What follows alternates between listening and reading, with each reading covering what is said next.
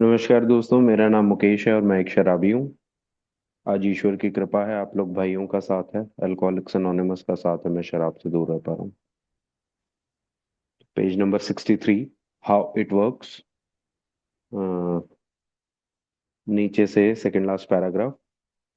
We found it very desirable to take this spiritual step with an understanding person such as our wife, best friend or spiritual advisor। दोस्तों, big book 1939 में print होकर के आई। उस समय sponsor का नाम नहीं था। हालांकि जितने भी न्यू कमर्स थे, कोई ना कोई उसको स्पॉन्सर किया करता था, कोई ना कोई पुराना मेंबर हाथ खड़ा कर देता था कि इसको मैं स्पॉन्सर करूंगा। उसका डिटॉक्स का खर्चा, उसको प्रोग्राम कराना, उसके अफेयर्स को देखना, काम धंधों की बातें, उसके घर की बातें, वो सब स्पॉन्सर देखता था, उससे बात करता था, उसको अपने एक्सपीरियंसेस बताता था कैसे वो ठीक हुआ और कैसे नया भाई ठीक हो सकता है। लेकिन ये वर्ड जो था स्पॉन्सर का, ये उस समय तक चला नहीं था।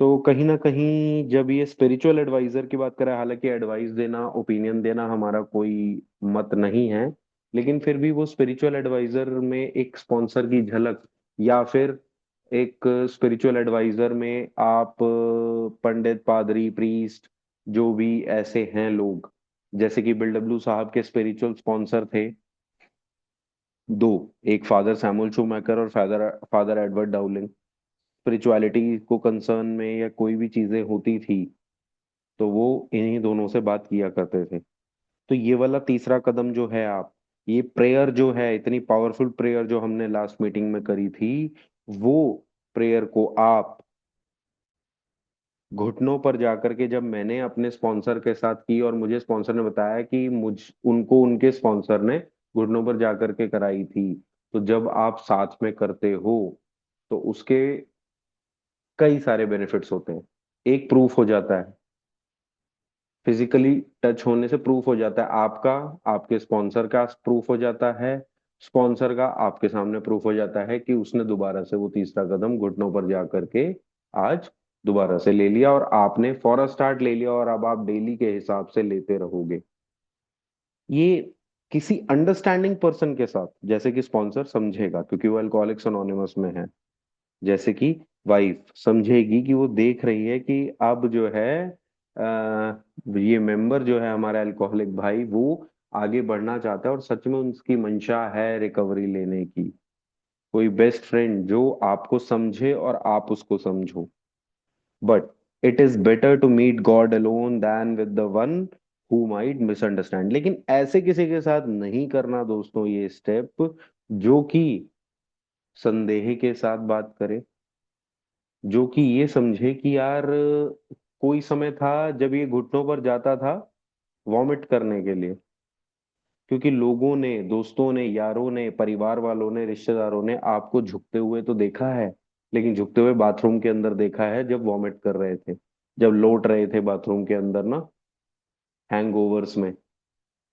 आज वो जब झुकते हुए देखेंगे तो वो बोलेंगे पहले शराब की वजह से झुकता था, आज शराब से दूर हो गया, लेकिन वो पागलपन की वजह से झुके जा रहा है, शो ऑफ कर रहा है अपने आप को, स्पिरिचुअलिटी में बहुत आगे हो गया है, रिलीजन में बहुत आगे हो गया है। ऐसी मिसअंडरस्टैंडिंग वालों से साथ नहीं करना हमने, उससे बेटर है फिर हम अकेले में करेंगे। द वर्डिंग, बहुत इंपॉर्टेंट लाइन आ रही है दोस्तों, the wording was of course quite optional so long as we expressed the idea. शुरुआत में प्रेयर का लर्न होना, याद होना वर्ड टू वर्ड बड़ा मुश्किल होता है।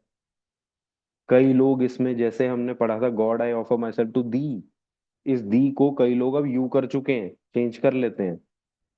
पुराने समय में ईश्वर के लिए दी, दाऊ, दाए यूज होता था, वो सब हटा करके कई लोगों ने यू, योर विल और ये सब चेंज कर लिया है।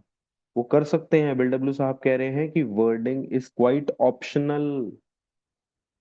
शब्दों का चयन ऑप्शनल है, आप उसमें ऑप्शन ले सकते हो, चेंज कर सकते हो। बट दो चीजें, so long as we expressed the idea, आपका आइडिया, प्रेयर की जो जिस्ट है, प्रेयर की जो रूह है, वो मरनी नहीं चाहिए। वो आइडिया का expression same to same ditto वही होना चाहिए। बिल डब्ल्यू हमेशा जो है स्पिरिट ऑफ द लॉ में विश्वास रखते थे। उस लॉ की स्पिरिट को, उसकी आइडिया को समझो। लेटर ऑफ लॉ, लकीर का फकीर नहीं बनना, लेटर ऑफ लॉ के पीछे नहीं भागना आपने। आपने सिर्फ और सिर्फ स्पिरिट ऑफ द लॉ, वो जिस्ट, वो उसकी मंशा, वो उसका आइडिया एक्सप्रेशन बिल्कुल एक्यूरेट होना चाहिए उसमें। क्योंकि अगर थोड़ा सा भी 19 21 हो गया दोस्तों, तो प्रोग्राम प्रोग्राम स्टेप 3 प्रेयर, इसका मतलब ही चेंज हो जाएगा। और दूसरी सबसे बड़ी चीज, वॉइसिंग इट विदाउट रिजर्वेशन। पहली चीज इसने बताई कि वर्डिंग आप ऑप्शनल ले सकते हो, लेकिन आइडिया का expression ditto same to same वही होना चाहिए। और दूसरा, सरेंडर कौन सा चाहिए जी? Total, absolute surrender. डिफीट कौन सी चाहिए जी? कंप्लीट। अबैंडन पूरा पूरा चाहिए। तो रिजर्वेशन कोई भी नहीं रखनी। तो आप थोड़ी सी वर्डिंग को आगे पीछे कर सकते हो, बशर्ते कि ये दोनों चीजें आप ध्यान रख रहे हो। आप आइडिया के एक्सप्रेशन छेड़छाड़ नहीं कर रहे हो आइडिया का, बिल्कुल भी उसकी जिस्ट का, वो कहना क्या चाहती है प्रेयर। और दूसरी चीज, रिजर्वेशन में कोई कटौती नहीं है। Surrender, defeat, complete, absolute, total रहेगा। This was only a beginning. दोस्तों तकरीबन 63 पेजेस हम लोग पढ़ते हुए आ गए हैं, और 10 12 पेजेस मेरे ख्याल से, मतलब 10 10 15 पेजेस तो फॉरवर्ड प्रीफेस के हैं, और 10 12 पेजेस डॉक्टर्स ओपिनियन के हैं। 10 12 हैं, 7 8 हैं, ऐसी हैं। और तो तकरीबन मेरे ख्याल से 80 पेजेस तो हम पढ़ चुके हैं। टोटल है हम पेज 63 पर इस समय। लेकिन यहाँ पर क्या कह रही है किताब? This was only a beginning.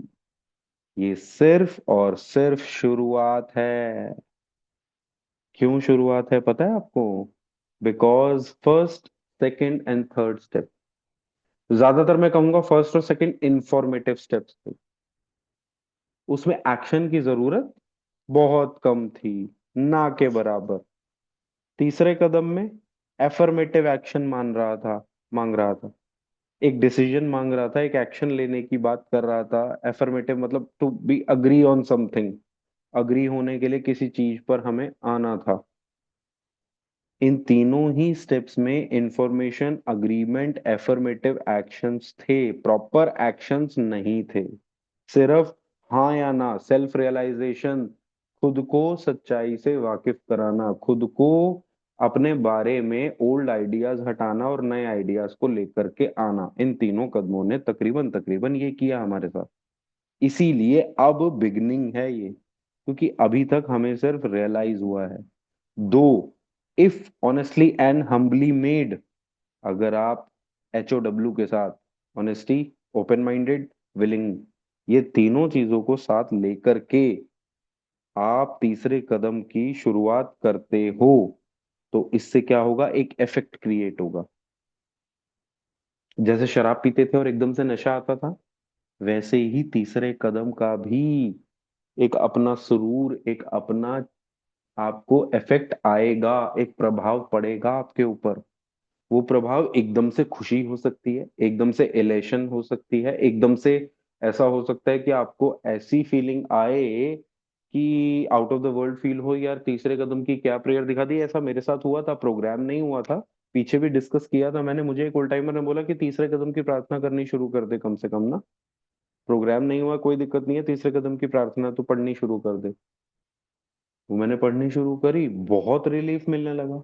कुछ कुछ समय मैं अपने आप से, अपनी मैं से ही बाहर निकल जाता था, मुझे नहीं पता लगता था।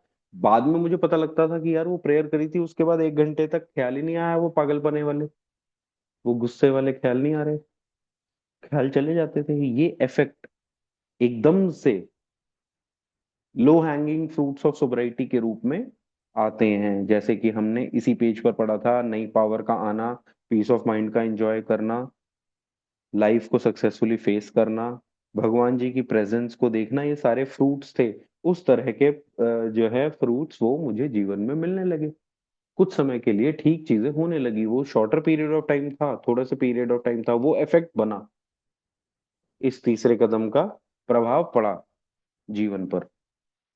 Sometimes a very great one was felt at one, एकदम से फील गुड फैक्टर जो कि शराब से आता था ना, मजा आता था एकदम से, लेकिन वो कुछ समय के लिए, 5-10 मिनट 15 मिनट, उसके बाद तो जबरदस्ती पीनी पड़ती थी शराब।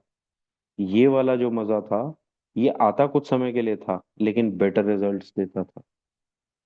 उसके बाद मन करता था कि दोबारा वो वाला फील गुड फैक्टर आए। वो एक तरह से लो हैंगिंग फ्रूट्स ऑफ सोब्राइटी जो शुरुआत में मिले थे, शरीर ठीक हो गया, रिश्ते ठीक हो गए, धीरे धीरे जो है काम धंधे ठीक हो गए, आस पड़ोस ठीक हो गया, वो उसके साथ साथ अब अंदरूनी तौर पर भी जो अंदरूनी अनमैनेजेबिलिटीज मेरी बिडिलमेंट्स हैं थी ना, पेज नंबर 52 की, वो भी अब कुछ कुछ इस प्रेयर की वजह से वो इफेक्ट पॉजिटिवली चेंज होने लगा। और धीरे धीरे इसको आप हनीमून फेज भी बोल सकते हो। जो शुरुआत में जब शरीर ठीक होता है तो हनीमून फेज होता है, घर ठीक होता है हनीमून फेज होता है, वैसे ही अब तीसरे कदम की वजह से भी कुछ कुछ समय बीच में बिल्कुल खुशीनुमा और हनीमून फेज में बदलने लगता है, आप भूल जाते हो सब कुछ। वो इफेक्ट बनता है तीसरे कदम का। हाँ, वो उसको रेगुलर अगर मुझे करना है तो उस तीसरे कदम को मुझे 10वें 11वें पर लेकर के जाना ही जाना पड़ेगा। नेक्स्ट।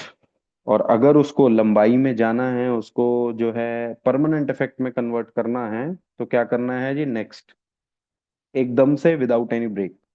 हर एक वर्ड की कीमत है, हर एक वर्ड का कोई ना कोई कारण है बिग बुक में।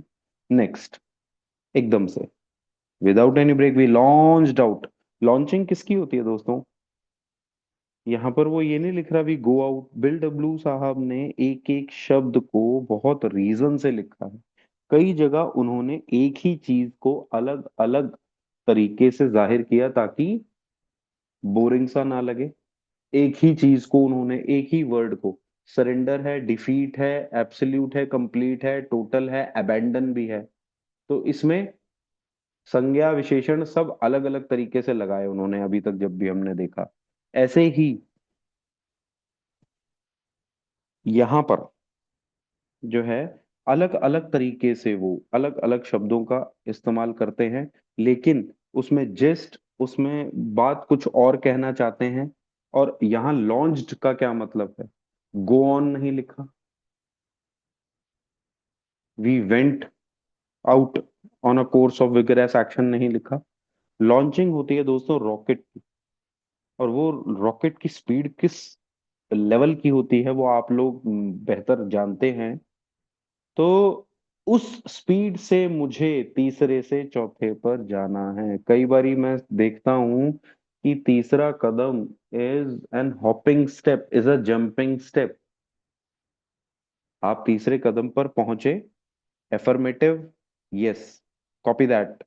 एफर्मेटिव होता है ना, वो आर्मी में मिलिट्री में बोलते हैं कि कोई दूसरा जो है अल्फा बीटा, और वो उसको ये बोलता है कि भैया ऐसे ऐसे करना है, फिर वो सामने से उसको बोलता है कॉपी दैट, रॉजर दैट, मतलब कि एफर्मेटिव, अग्रीड, ठीक है, यही करूंगा मैं।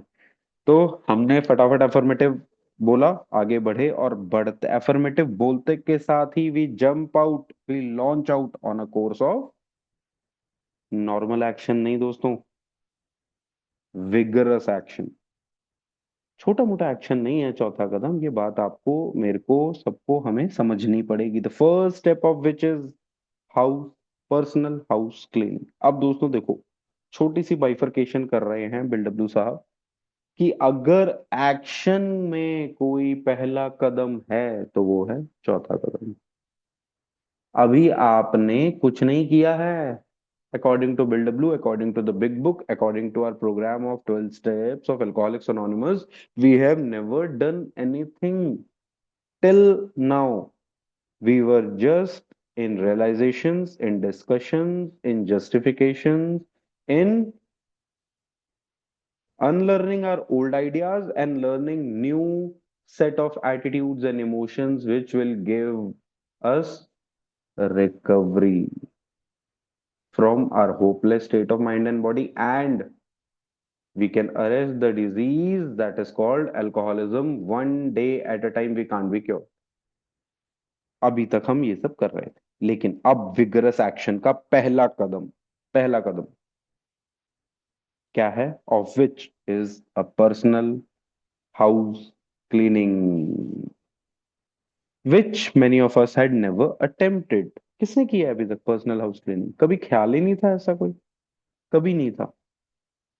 दो our decision was a vital and crucial step. कौन सा डिसीजन दोस्तों? स्टेप 3। तीसरे कदम में मैंने डिसीजन लिया कि मैं उस ईश्वर को अपनी विल और लाइफ देने के लिए तैयार हूं। किस ईश्वर को? जो ईश्वर मैंने दूसरे कदम में ढूंढा था। क्यों? क्योंकि दूसरा कदम मुझे सॉल्यूशन दे रहा है कि भैया तुझे तेरा मानसिक स्वास्थ्य ठीक करके हम दे देंगे। क्यों? क्योंकि तेरा मानसिक स्वास्थ्य ठीक नहीं है। वो मैंने कहाँ फील किया था? पहले कदम में, कि मैं एक पागलपन, एक अनमैनेजेबिलिटीज के साथ जूझ रहा हूँ, शराबीपन के साथ जूझ रहा हूँ, शराब के साथ जूझ रहा हूँ। Step 1 is the problem, step 2 is the solution, step 3 is a decision I take for the solution to the problem that is in step 1. Though our decision was a vital and crucial step, it could have little permanent effect। दोस्तों, decision का कोई फायदा नहीं होने वाला unless at once followed by a strenuous effort to face and to be rid of the things in ourselves which had been blocking us।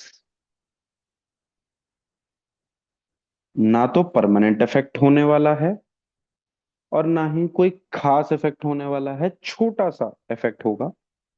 जब तक कि एकदम से एट वंस का क्या मतलब होता है दोस्तों? अभी के अभी। और स्ट्रेनुअस एफर्ट का क्या मतलब होता है? Hard work. स्ट्रेनुअस मतलब जुट जाओ, उसमें मेहनत के साथ एफर्ट लूं। और एफर्ट लेना क्या है मुझे, अभी उसके बारे में बाद में बात करते हैं। एफर्ट के आगे वाला to face and to be rid of अभी बात करते हैं।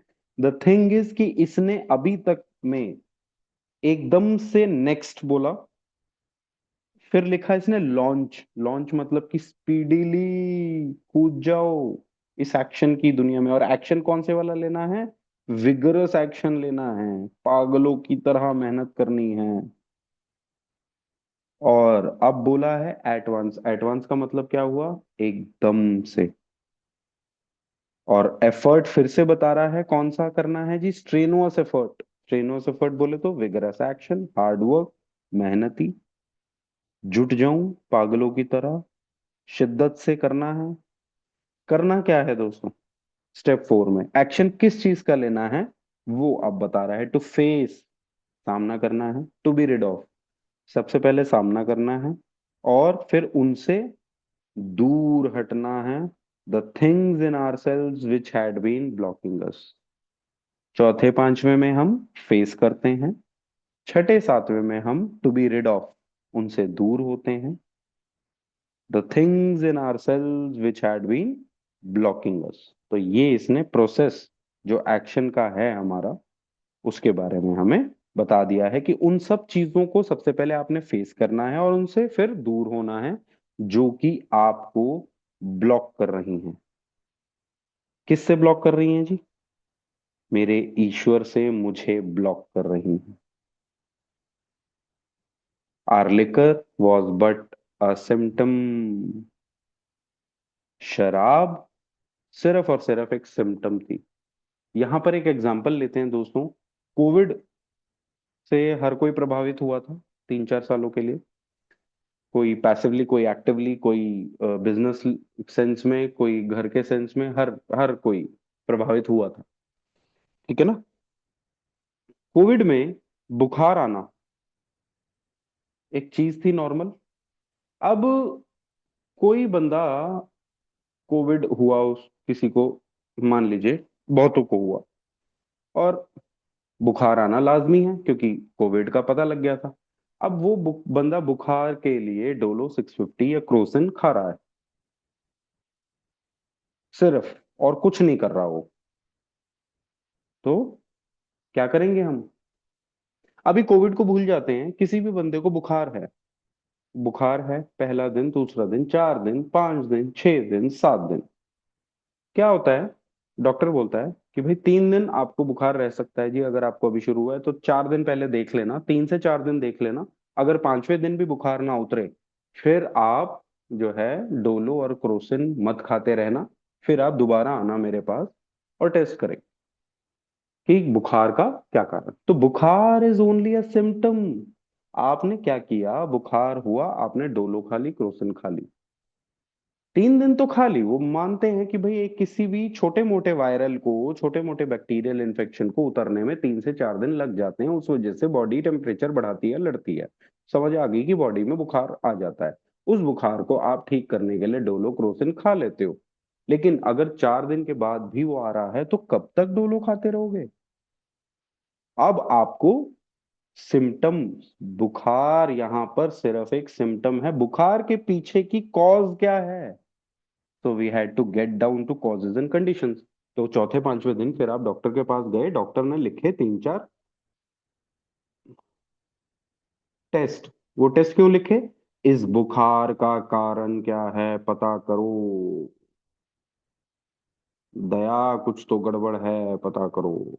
बेसिकली अब डॉक्टर कह रहा है कि भैया क्या कारण है इसके पीछे, पता करो भाई क्या गड़बड़ है, दया जाओ पता करो। तो अब जो है बंदा गया, उसने ब्लड टेस्ट वगैरह कराए, और पता लगा कि जी कोविड है, इन्फ्लुएंजा है, कुछ भी, HIV, जो जो भी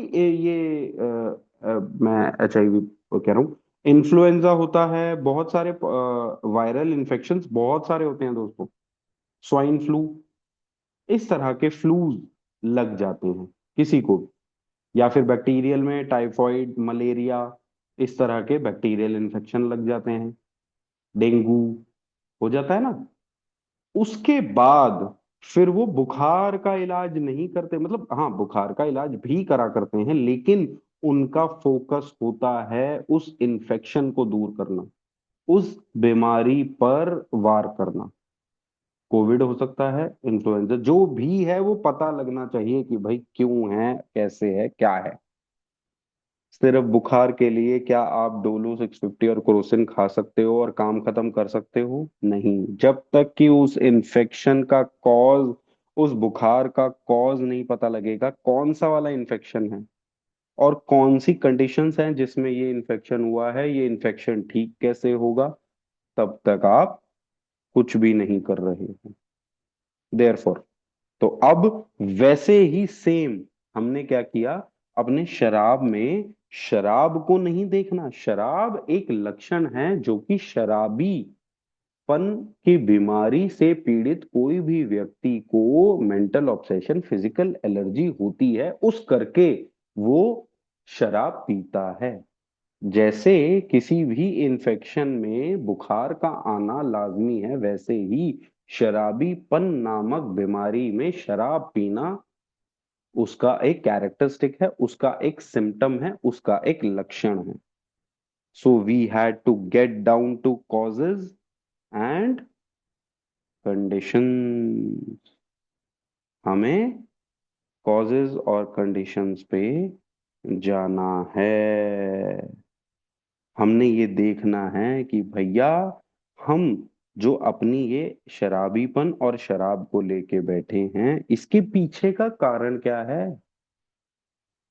जैसे कि पिछले चैप्टर्स में हमने बात की थी कि कौन सी मेंटल स्टेट है जो कि उसको ड्रिंकिंग पर लेकर के जाती है, दिमाग में क्या ख्यालात चलते हैं।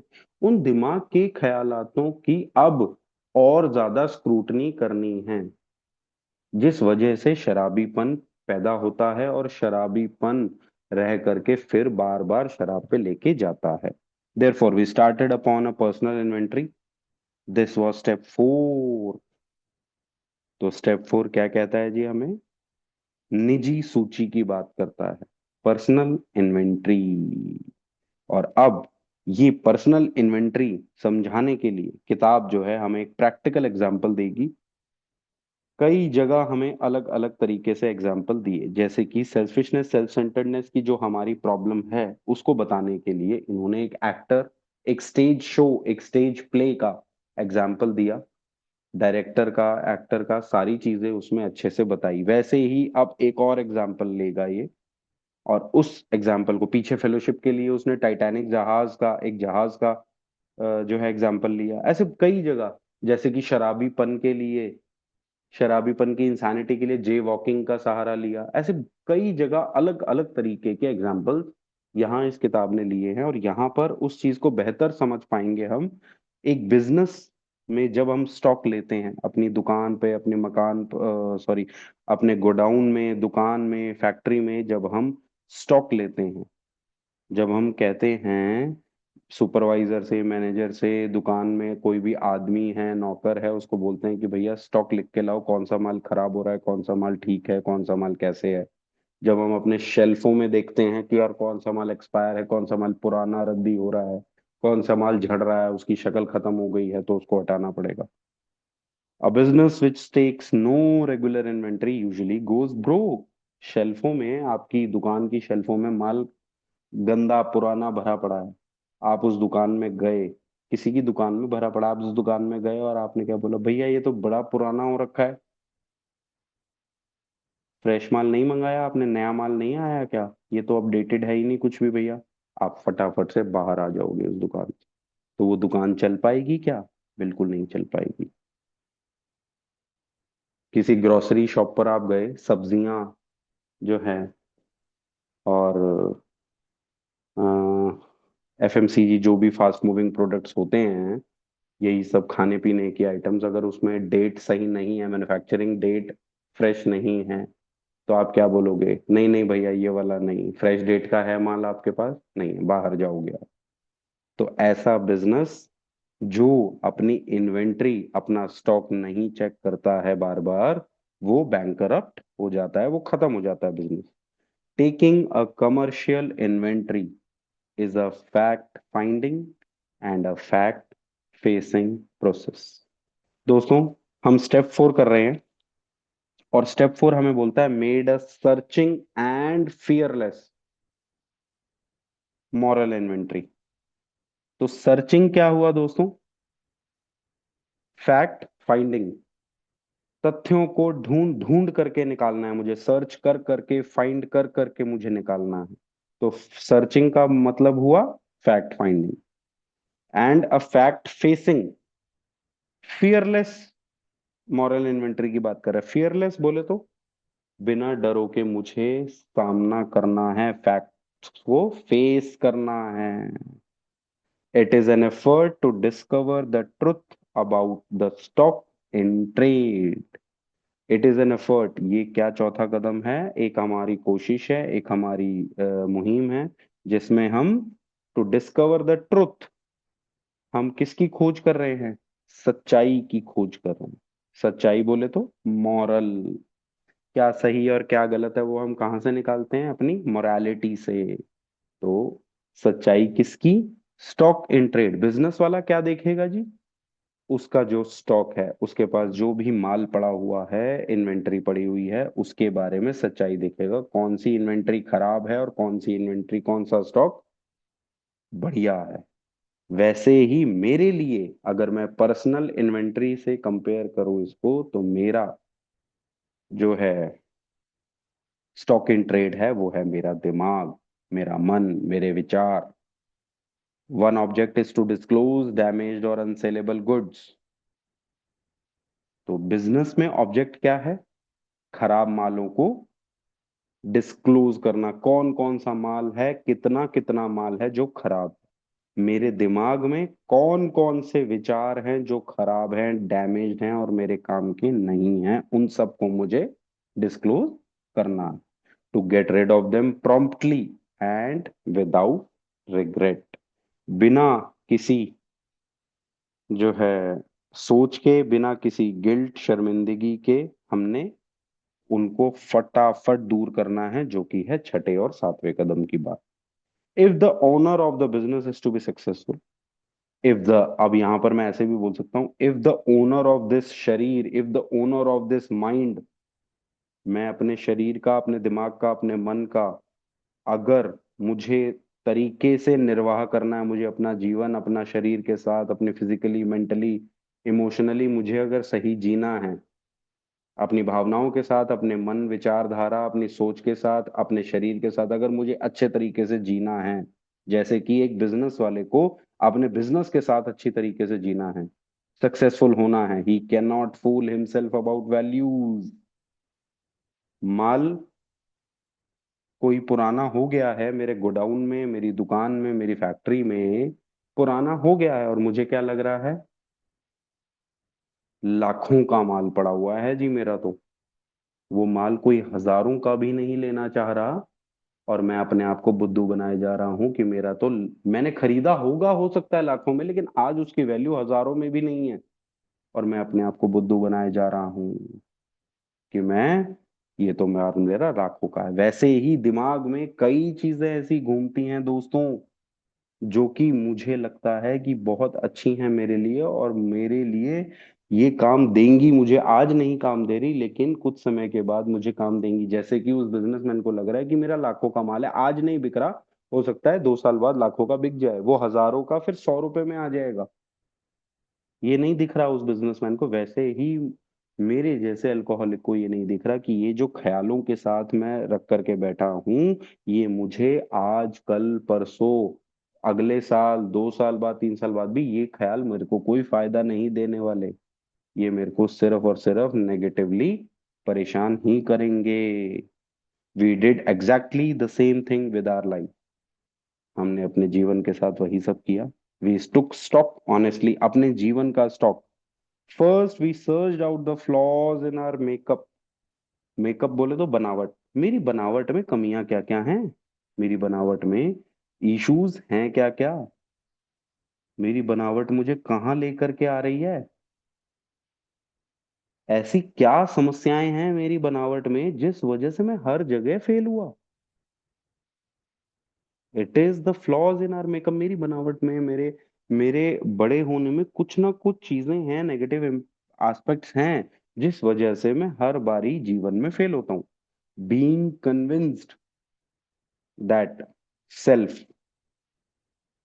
अब ये पता लग गया कि सेल्फिशनेस, सेल्फ सेंटर्डनेस से बहुत सारी चीजें निकल के आती हैं।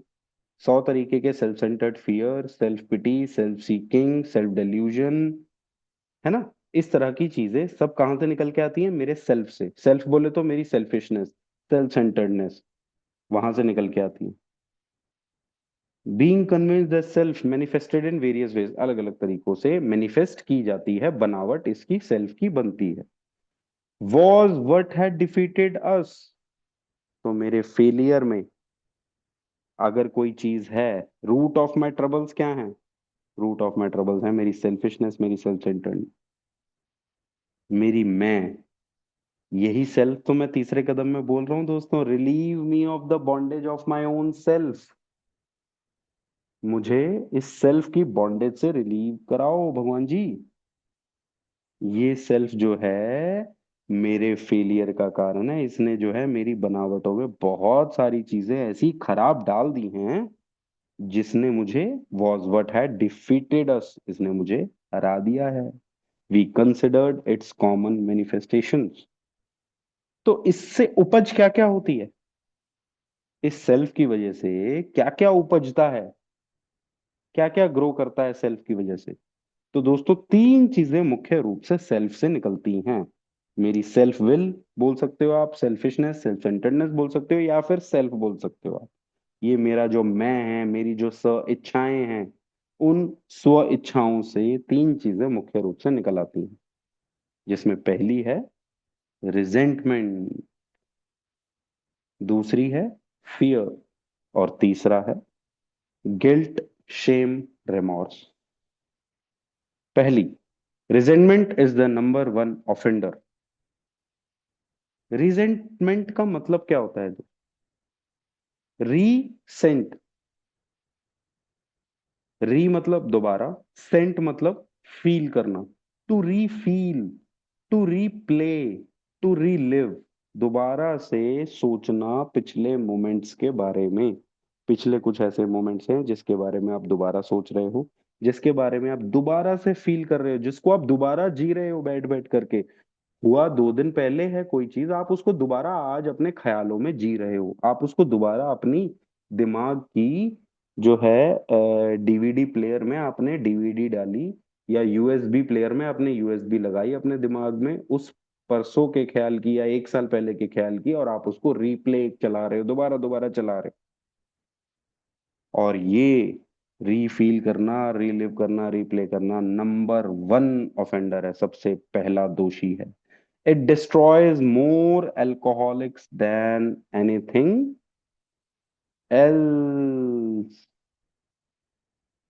शराबी को शराब उतना डिस्ट्रॉय नहीं कर रही है,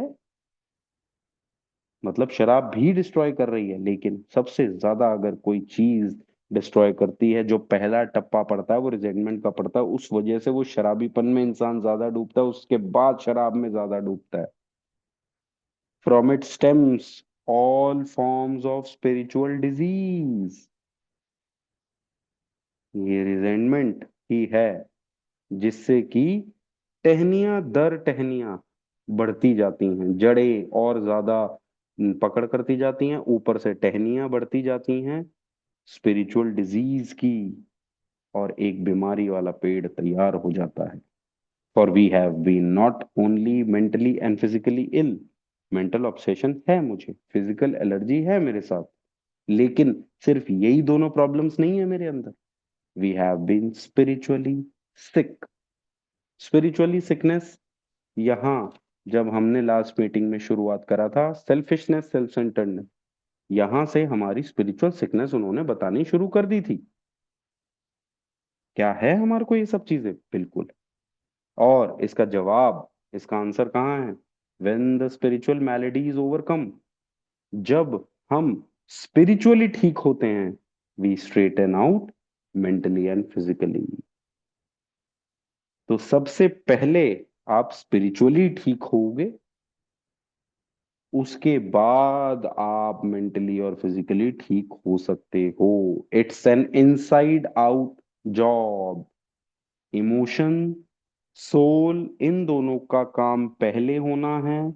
इमोशन और सोल के काम को ठीक होने से स्पिरिचुअल मेलेडी ठीक होगी, और उसके बाद आपका माइंड जो है आपको राइटफुल थिंकिंग में, सही सोच पर, सही डायरेक्शन में लेकर के जाएगा, और आप फिजिकली भी फिट हो पाओगे। In dealing with resentments we set them on paper. अब जो जो हमने बिग बुक ने हमें बताना है, हमने चुपचाप वो करना है दोस्तों। अब हमने पेपर लेना है। अब वो पेपर रजिस्टर हो सकता है, वो पेपर कोई कॉपी हो सकती है, वो सिंपल पेपर हो सकता है।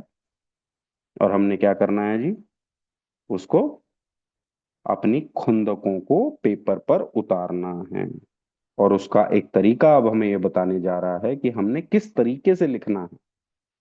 जिस जिस लोगों से हमें खुंदके हैं, रिजेंटमेंट है, वो किस तरीके से हमने पेपर पर उतारना है। सबसे पहली बात, वी लिस्टेड पीपल, इंस्टीट्यूशंस और प्रिंसिपल्स। सिर्फ लोगों से ही खुंदक नहीं है हमें, लोगों से खुंदक है, हमें इंस्टीट्यूशन से भी खुंदक है।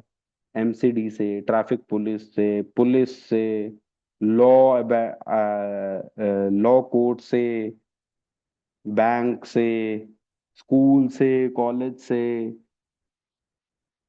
कोई कंपनी है, वो सारी चीजें इंस्टीट्यूशन के अंदर आती हैं। उन सब चीजों से भी मुझे खुंदक हो सकती है। तो सिर्फ मैं लोगों का नाम लिखूं तो ऐसी चीजें कहाँ जाएंगी? वो जाएंगी इंस्टीट्यूशंस में, और वो नाम भी मुझे इसी पेपर पर उतार सकता हूं मैं। या फिर तीसरी चीज बता रहा है जी, प्रिंसिपल्स। प्रिंसिपल्स बोले तो जैसे कि हर हर देश के कुछ लॉज हैं, कुछ प्रिंसिपल्स हैं, कुछ रूल्स और रेगुलेशंस हैं, जो हो सकता है मुझे खुंदक हो उस रूल्स से, प्रिंसिपल्स से। तो उन प्रिंसिपल्स को, उन रूल्स को भी मैं लिख सकता हूँ, यहाँ किताब मुझे कह रही है।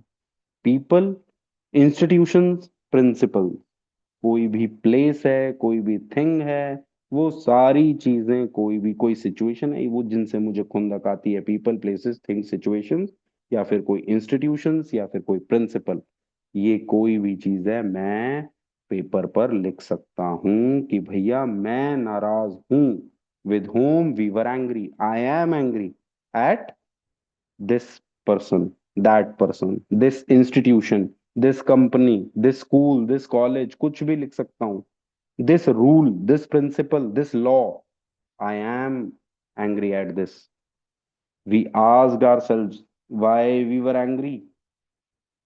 अब दूसरा काम करना है दोस्तों, और लिखना भी है अपने आप से पूछ करके कि भैया जिससे मैं नाराज हूं, मैं क्यों नाराज हूं। और अब ये बात कर रहा है आगे दोस्तों तीसरी चीज की। फॉर एग्जाम्पल, मुझे एक दोस्त से गुस्सा है, वो दोस्त से गुस्सा है, मैंने उसका नाम लिख दिया ABC, मुझे उस दोस्त से गुस्सा है जी। दूसरे बात क्या बोली इसने, क्यों मैं गुस्सा हूं उससे, उसने मुझे गाली दी, मैंने उसको गाली दी, उसने मुझे थप्पड़ मारा, मैंने उसको थप्पड़ मारा, ये मैंने लिखा कि भाई उसने ऐसा क्यों किया, मैं फिर मैंने ऐसा किया, फिर उसने ऐसा किया, फिर मैंने ऐसा किया, ये मुझे खुंदक है जी उससे। ठीक है जी।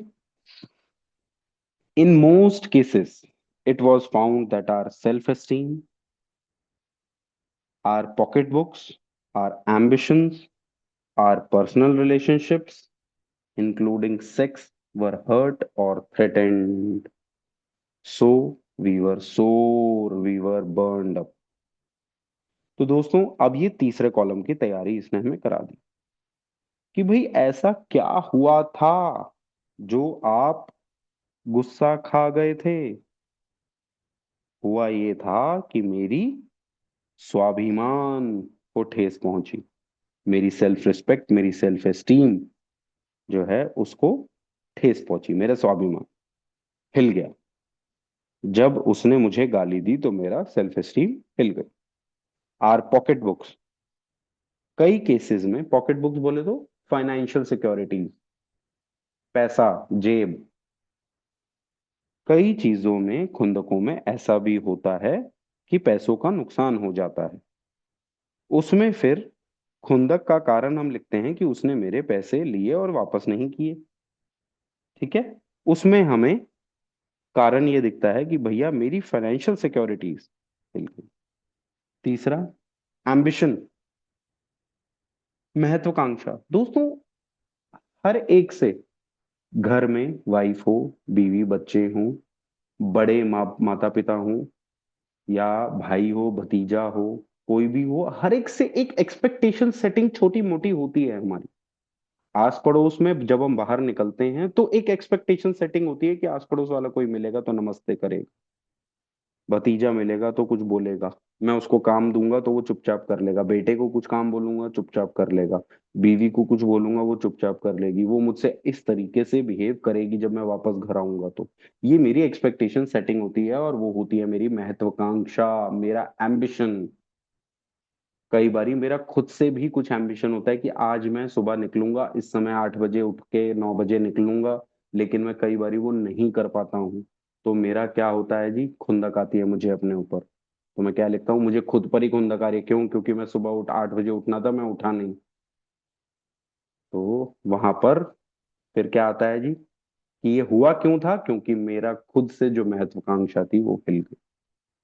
आर पर्सनल रिलेशनशिप्स, हमारे आपसी निजी संबंध, जो कि मैं चाहता हूं कि मेरे पर्सनल रिलेशंस बने रहें लोगों के साथ, लेकिन जब दोस्त ने मुझे कुछ कहा, मैंने उसको कुछ उल्टा कुछ कहा, तो मेरा उससे संबंध बिगड़ गया। तो मैंने लिख तो दिया कि ABC से मुझे नफरत है, क्यों, क्योंकि उसने मुझे गाली दी, मैंने उसको गाली दी, उसने मुझे थप्पड़ मारा, मैंने उसको थप्पड़ मारा। एक्चुअली में हुआ क्या है, मेरा उससे संबंध खराब हो गया है, इसीलिए भी मुझे खुंदक आ रही है। मन क्या कह रहा है, अगर ये ऐसा ना बोलता ना मुझे, तो आज इसका और मेरा रिश्ता ठीक होता। तो ये पर्सनल रिलेशंस यहां हिल जाता है, including sex, sex relations were hurt और थ्रेटेंड। तो दोस्तों यहाँ इसने तीसरे कॉलम की भी हमें तैयारी बता दी है। इसको अगर मैं बाइफरकेट करके बोलूं, तो पहला कॉलम मुझे किससे नाराजगी है, दूसरा कॉलम मुझे क्यों नाराजगी है उससे, क्यों गुस्सा हूं मैं उस पर, मैंने लिख दिया। फिर तीसरे कॉलम में वो हमें बताता है कि आपकी अंदरूनी इच्छाएं कौन कौन सी हिली। हर इंसान में बाय डिफॉल्ट भगवान जी ने कुछ इच्छाएं फिट करके दे रखी हैं। नेचुरल डिजायर्स हैं वो। ईश्वर ने हम इंसानों को ही इच्छाएं दी हैं और किसी को नहीं दी हैं। ये इच्छाओं का सेल्फ विल के अनुसार हम उपयोग कर सकते हैं, हम इसका यूज कर सकते हैं। और इसमें 7 तरीके की बिग बुक में जो है इच्छाएं बताई हैं। वो 7 तरीके की अभी 2 लाइन बाद आ रही है। बेसिकली वो 7 तरीके की इच्छाएं या तो हर्ट होती हैं, वर हर्ट और थ्रेटन्ड, या फिर उन इच्छाओं को धमकाया जाता है, उन इच्छाओं को खतरे में लाया जाता है, डेंजरस पाया जाता है, तभी की तभी मेरी खुंदकें ऊपर आ जाती हैं। सो वी वर सोर, मैं जख्मी हो जाता हूं, मुझे फीलिंग बड़ी बुरी लगती है। वी वर बर्नड अप, अंदर से जलन कुड़न, पागल हो जाता हूं मैं। On our grudge list, grudge list बोले तो रिजेंटमेंट लिस्ट, रिजेंटमेंट का दूसरा नाम grudge. We set opposite each name our injuries. अब हमने क्या किया, पहला कॉलम किससे खुंदक, दूसरा कॉलम क्यों है खुंदक, और तीसरा कॉलम ये इंजरी कहाँ कहाँ मेरी नेचुरल डिजायर्स हिली, कहाँ कहाँ मेरी इच्छाएं हिली, इंजर्ड हुई, हर्ट हुई, थ्रेटेंड हुई, बर्नड अप हुई, वो मैं लिखूंगा। और वो 7 तरीके की कौन सी है दोस्तों? Was it our self esteem पहली, was it our security, security में दोस्तों 3 तरह की सिक्योरिटी मुख्य रूप से देखी जाती है, जिसमें इमोशनल सिक्योरिटीज, भावनात्मक तौर पर मैं चाहता हूं कि सब जगह से मैं सुरक्षित रहूं। फाइनेंशियल सिक्योरिटीज, पैसे से मैं सिक्योर्ड रहना चाहता हूं। सोशल सिक्योरिटी, समाज से मैं सिक्योर्ड रहना चाहता हूं। एम्बिशंस, मेरी महत्वाकांक्षा। तो एक है सेल्फ एस्टीम, 3 हो गई सिक्योरिटीज, 4, पांचवी हो गई एम्बिशन, छठी हो गई जी पर्सनल रिलेशन, जो मैं चाहता हूं कि मेरे सबसे बने हों। अगर मेरी किसी से कोई खुंदक है या बातचीत खराब हुई है तो उसमें मुझे और दिक्कत आती है। और सातवीं है सेक्स रिलेशंस, मैं चाहता हूं कि इस दुनिया में मेरे सेक्स के रिलेशंस बने रहें जिससे मुझे सेक्स मिलता रहे, which had been interfered with. तो दोस्तों, ये 7 तरीके की जो हमारी इच्छाएं हैं, ये 7 तरीके की जो नेचुरल डिजायर्स हैं, उसमें आने वाली बाधा कौन कौन बनता है? जो भी मेरी इसमें बीच में आने वाली बाधा बनेगा, उससे क्या होगा, मैं दिक्कत में आऊंगा। और उससे जब मैं दिक्कत में आऊंगा तो मैं उससे दिक्कत बोले तो खुंदक, फिर मैं उससे बहुत खुंदक।